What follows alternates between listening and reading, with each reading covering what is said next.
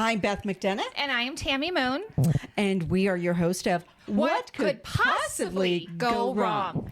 Today is a special show that we are thrilled about. It's one that is near and dear to our hearts.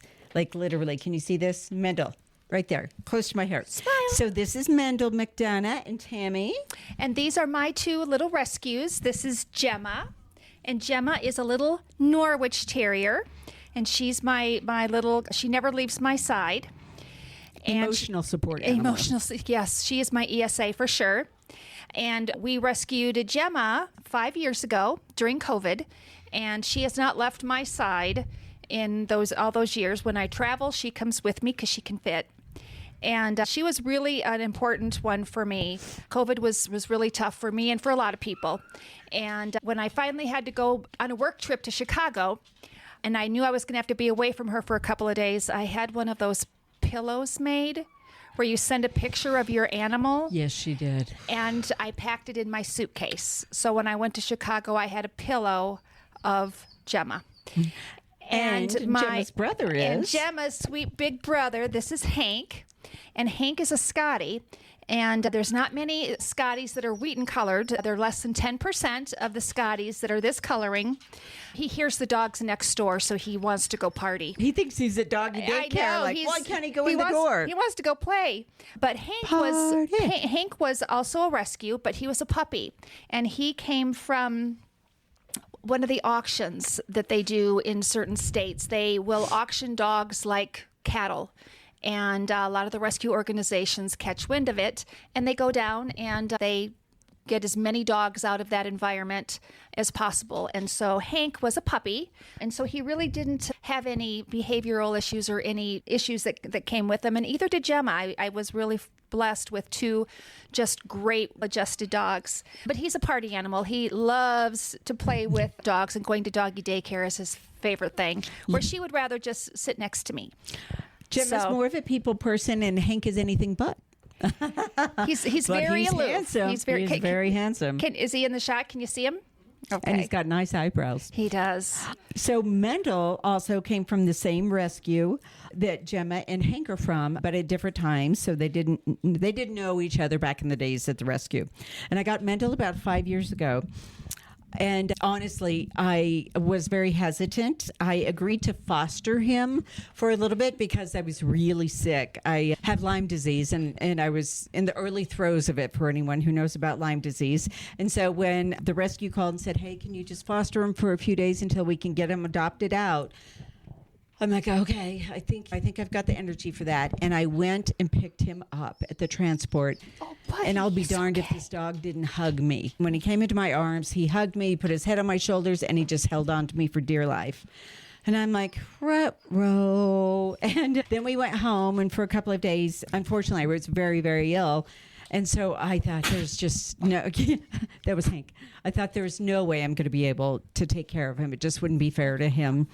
And so I called the rescue and said, all right, I'll take the pictures and all of that, but I'm going to have to bring him back because I'm just not healthy enough to take care of myself, much less a dog.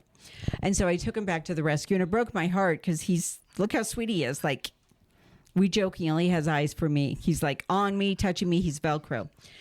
So I took him back to the rescue. I slept, I couldn't sleep that night. I was up and down all night. So the first thing, the rescue opens at 7 a.m.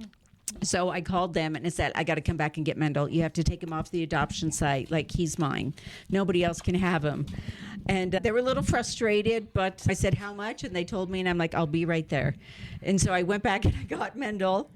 And it's the greatest decision I ever made because this dog is, he's my life. He's full of love. He sleeps under the covers. He snuggles. And and he's just the reason that we are reminded why we like to support rescues. So those are a couple of our stories that we wanted to share with you about why we believe in rescue so much, whether it's dogs or cats. Or chickens or bunnies or turtles or lizards or any iguanas. Any animal needs a home. Right. Needs a good, loving home. And we thought this would be a good time knowing that PAWS has several fundraisers going on and that they were kind enough to open up their doors to us and share some of their animals that are available for adoption. And again, they have both cats and dogs here, and they're taken care of so well here. So anyway, we would love to ask you to stick around now as we toss to the interview with the head of PAWS. And what were you going to say, Tim? I just think it's a great time to highlight rescue organizations this time of year. They need our help more than ever with the government shutdown, with benefits being reduced right now. It is critical, and if people aren't able to even pay for their own food, their pets may not get any either. And so now is a great time to give and do what you can. And PAWS is a wonderful local organization, but certainly any organization where you live, please, now is the time to help if you can.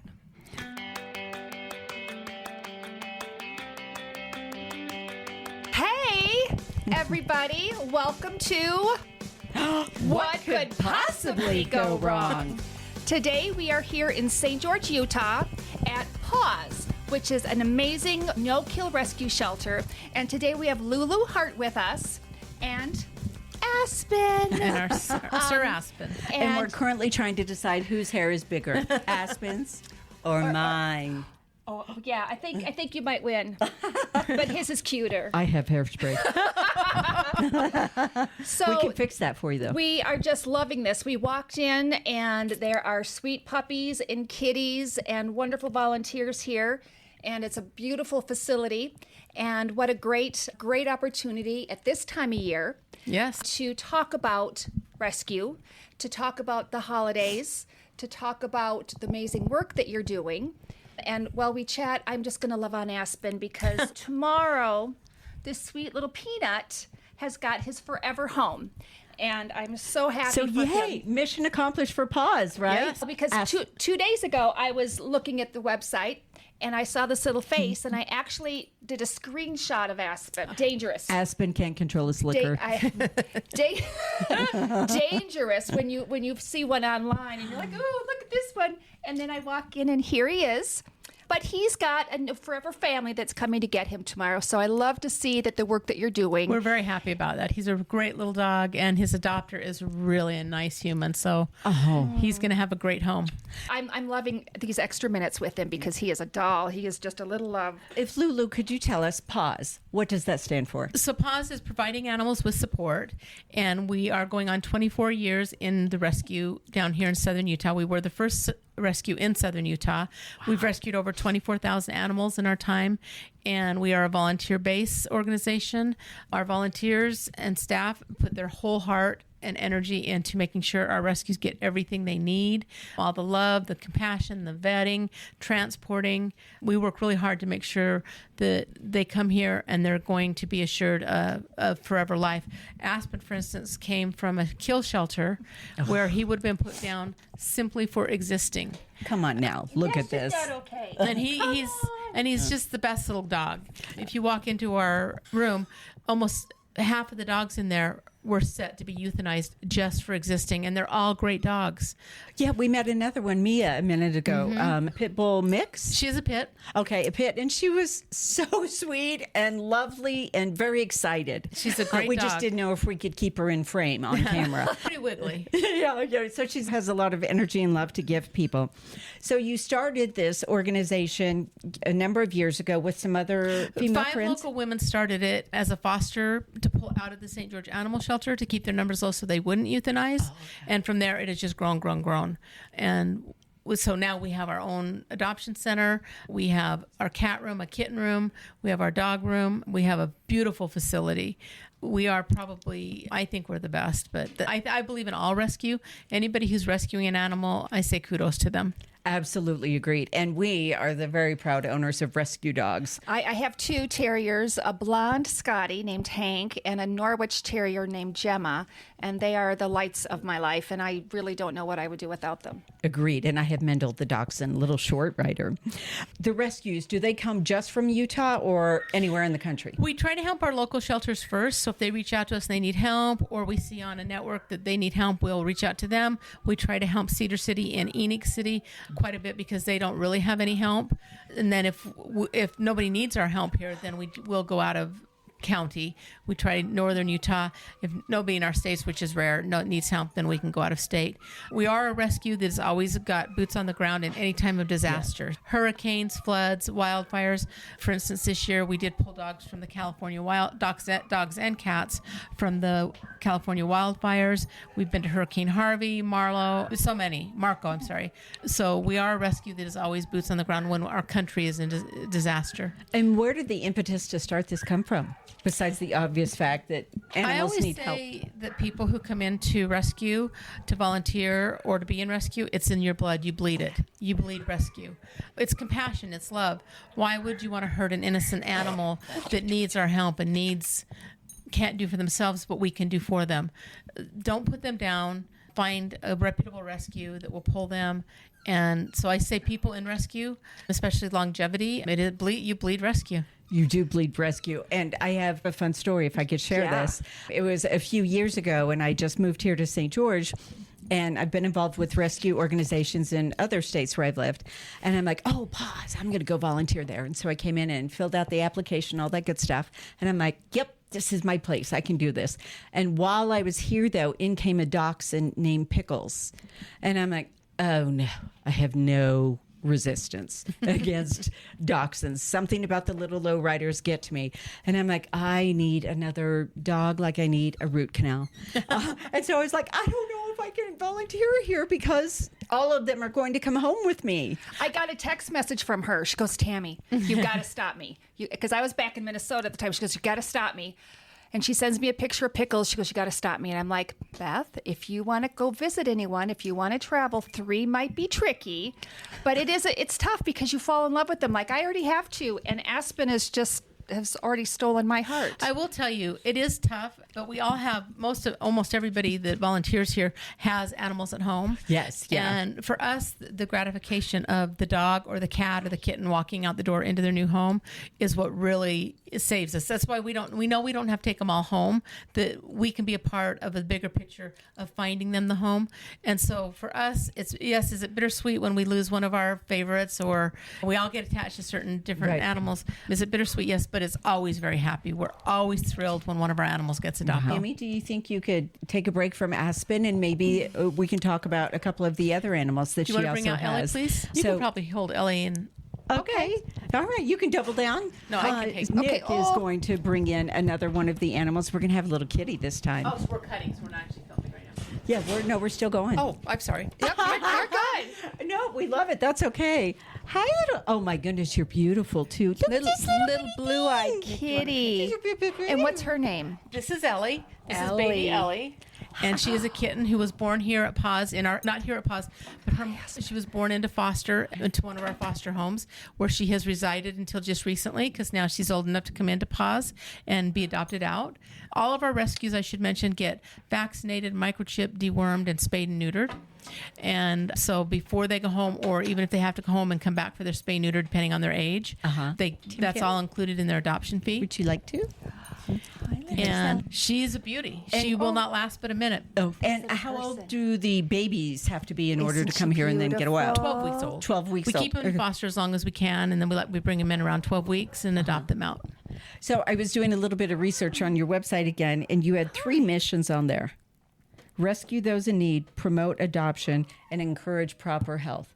Why are those 3 things so important to you? Number one, as a dog or cat owner, if you're promoting health, that's longevity for your animal. And if you're doing it on a regular basis, the chances of you not getting that big surprise and having something devastating happen really helps the family and the longevity of the animal. Mm-hmm. And then what were the other 2? We're just getting so wrapped up in the dogs. Promoting the adoption, rescue those in need, and encourage proper health. Encouraging adoption versus buying from a breeder. We're not against reputable breeders. Mm-hmm. Backyard breeders, neighborhood breeders, things like that. That's where we get all these puppy mill puppies, or even in a neighborhood, they'll have puppies and then they can't find a home for them, and then they get taken to a shelter, and then we don't know what happens, right?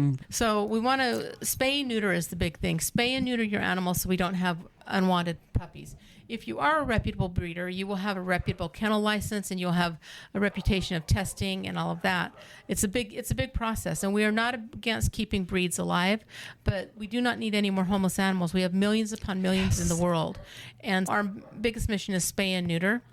And promoting adoption means if you're adopting a rescue animal who is just perfect, this little cat is just as perfect as any kitten out there. If you adopt her, you're saving a kitten's life that would possibly be put down or left out in the streets to fend for herself, which is brutal on a baby. Oh, it's so brutal on a baby. They need their mama. They do. About how many pets do you have up for adoption right now? Oh, right now we have over 200 dogs and cats and kittens available. Wow. Okay, so if people are watching this at home thinking, oh, where should I get a loved one for the holidays? Would you recommend it? No. Sorry. Well, that's not the answer I expected. No, that's okay. The reason we don't, because it's very hard for me to go home and say, hey, Mom, I got you a kitten. Merry Christmas. And Mom's, wait, I'm 80 and I have thin skin. That cat has claws and teeth. Or go home and, hey, honey, guess what I brought home? Merry Christmas. And their husband's not like, No. We want the whole family to be involved. We want the adopter to be involved. Surprises when it comes to animals aren't always what you would expect. Okay. Now, if you're getting an animal for your family, for your children, there's a little bit different curve there. You know what you're preparing for. We go over that with the adopters, and then it is appropriate. So when it's children, it's appropriate. But if it's adults and above, we want to make sure there aren't surprises because we want to make sure that adult is prepared to take care of the animal. And you don't want the animal returned. Exactly. And I think of like after Easter, people get chicks and little bunnies, and then after they grow up, then they're not little tiny chicks and little tiny bunnies anymore. That is true. And then we see a lot of them surrendered. So we don't take in chickens or bunnies, but there's an overpopulation of bunnies for that very reason, and chicks, and hopefully they find their way to a farm or something. But she's purring. Tammy, let her go. Now I'm purring. How do you feel about holding another puppy? Oh, I would love it. I'm going to hold it first, though. we have two. You can each hold one. Oh, there you go. Take Yeah. her. We can each hold She's one of the purring. puppies. I just feel her this little is one of our body best purring. days ever right here. I'm telling you. Rescue is fun. Like I was saying, there's so much good that comes from rescue that you can sit and hold. I tell people to come volunteer because this is a great way to get your therapy. Oh my goodness. You can sit in the cat room and you can chill with the cats or kittens. Oh my goodness. So these two are litter mates, and their story is actually quite sad. Oh, Their mama went into a shelter, full term, Dory. ready to birth like within days, and she was scheduled to be euthanized simply because she was pregnant. And yes, and we pulled her, and a few days later, she went into delivery, and she had 7 babies. Oh, 7. And she's not a very big girl. She had 7 babies. She has been the best mama. And this is Cricket. And I think Honeybee. And they are absolutely precious. Honeybee, that matches your hair color. Yeah. And Cricket was the runt of the group, but they are all just thriving, and they're adorable. You was the little one? What kind of dogs are these again? They are Chihuahua mixes, a Chihuahua Terrier mix. Oh my That goodness. speaks to me. And if you want to know if they have puppy breath, they do, and I love it. I love puppy breath. I can never get enough of it. It is something. It is, and I love to, I do this to my dog all the time. I love to smell him. Something about it is just so soothing. Oh, puppy Yeah. breath. Oh, puppy kisses. So I want to circle back on something that you mentioned. You do have a fundraiser coming up, and I saw some wreaths that are Yes, for sale. we sell every year. We sell Christmas wreaths and centerpieces. They're fresh. They're absolutely beautiful, and they are on sale right now on our website. They're $30 a piece, and they last the whole season, and they're just beautiful. And then we also have our fall fundraiser going on, which is raffle tickets, where you will win different gift cards, and the biggest one is a $500 gift card to Costco. Hey. And right now, I will tell you, everybody needs help. Yes. What we're seeing a lot of already with the economy and the government shutdown and things like that is people are having to get rid of their animals because they can't afford to feed them. We are opening up our food pantry again so people who need food can come here and get it. We don't want any dogs to have to be surrendered. We would rather give the food. And that will be going up on our Facebook and Instagram soon. And how do you make that happen? So as I was looking at the website, and just because our viewers are all over the country, your website does where you can buy the raffle tickets right on the website. That's right. You can win anywhere. So wherever you are, there's an easy way to Absolutely. contribute to PAWS or your own local shelter. This is a great time, and they're all looking for support right now for the exact One thing I would like to say reason. is when you're donating to animal care, donate to your local rescues. Wherever you live, they need your support. There are big organizations out there, and they have millions upon millions of dollars, and I'm not saying they don't do good, but what I am saying is your local rescues are always suffering. We're here on the ground taking in all of these homeless animals, and we don't have the millions of dollars. And so donate locally. Donate to your community. Yes. And we've been blessed, Beth and I, with our, as I mentioned earlier, we have rescues, you have and something to say? we have been very committed to different rescue organizations wherever we've been to try to contribute and do what we can, because we've been the lucky beneficiaries of the most wonderful little furry family members. And I think there's so many families that have. I know. Can we hear you purr? Oh. A few minutes ago, I heard the choir in Right. the other room. I was going to say that Lulu was the voice for the animals, but they can speak for themselves. Yes. They got this. They all- They can get all riled up. They got and it. I like to say about my dogs, like they don't just help to fill a home, they help to heal a heart. Absolutely. And they have healed my heart, and they just, if I'm away for a day or two, I miss them so incredibly You're so much. cute. Yeah, they do. They feel, you're right. They are our companions. They are, I always tell my son, who I love dearly, but he's like, you love your animals more than you love me. And I'm like, they don't turn 18 and leave.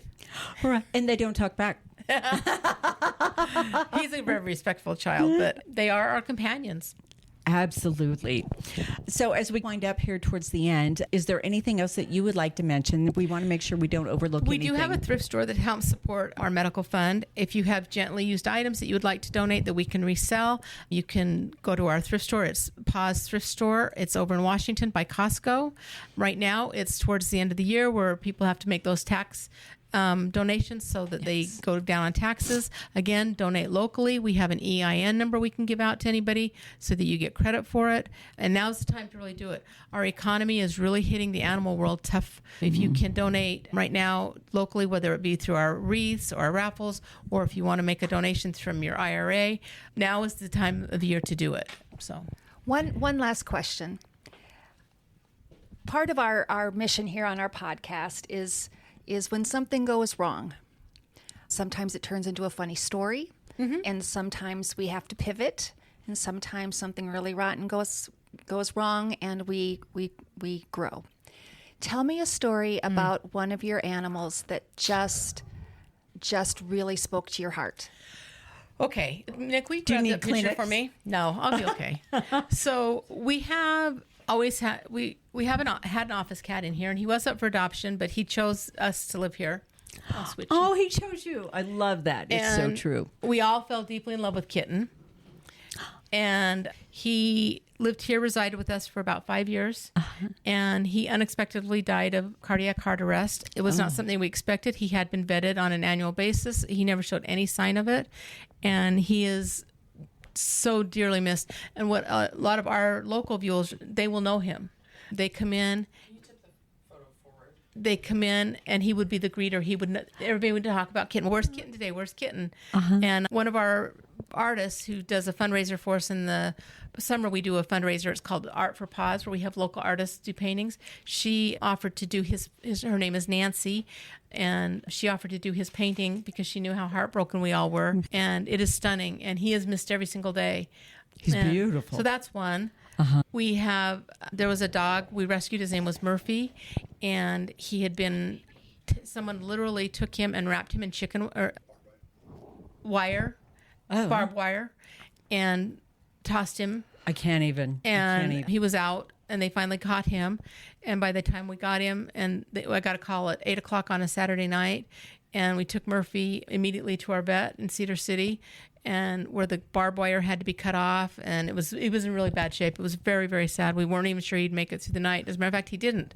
He coded twice, and our vet, Cameron Norton, I said, we save him. We are going to save this dog. He deserves this. And the next morning he said, we can't wait. We're going to have to do the amputation on this leg. There's too much infection, but we don't know if he'll make it. What do you want to do? And I said, we save the dog. We will save this dog. And they worked, and he coded on the table. They brought him back.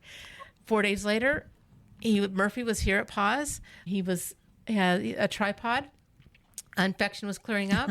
2 weeks later, he was adopted. He remains with that family to this date, and he is the best dog ever.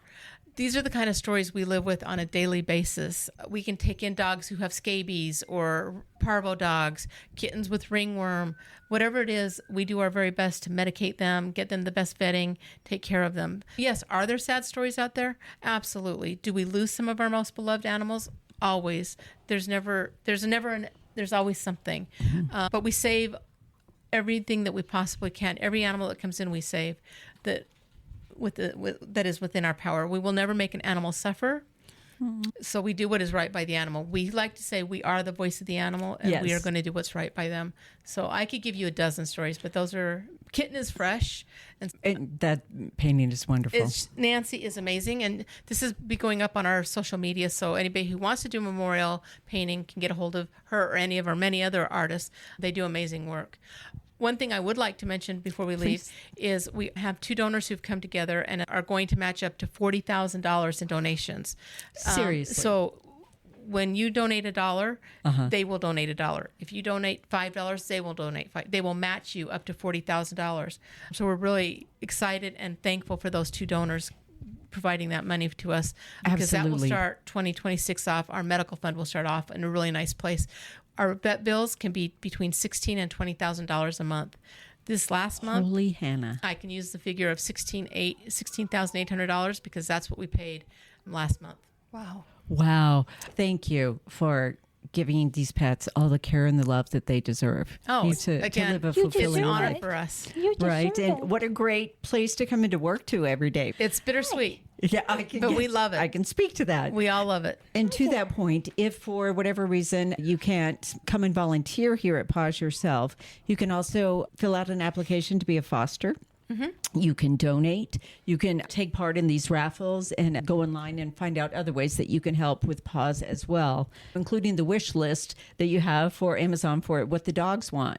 And I bet there's some bully sticks on that list. There are always bully sticks. We can never have enough. Yeah. And again, wherever you might be located, wherever you're listening from, please go to your local rescue. Now is a great time, and absolutely, there's always need. And these little furry babies are always looking for a forever home, and they deserve that.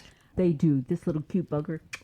They're just so comfy now. So thank you for your time. Thank you for letting us come in here. We know how very busy you are. No, it's our pleasure. We will include all the appropriate links and give people all the information that they need to be able to contact you. Great. And this is just our way of trying to contribute to a great cause. It all works. And we are diehard dog lovers, and rescue dogs they're everything. So thank you so much for your time. Thank you. Thank you, Lulu. Thank you.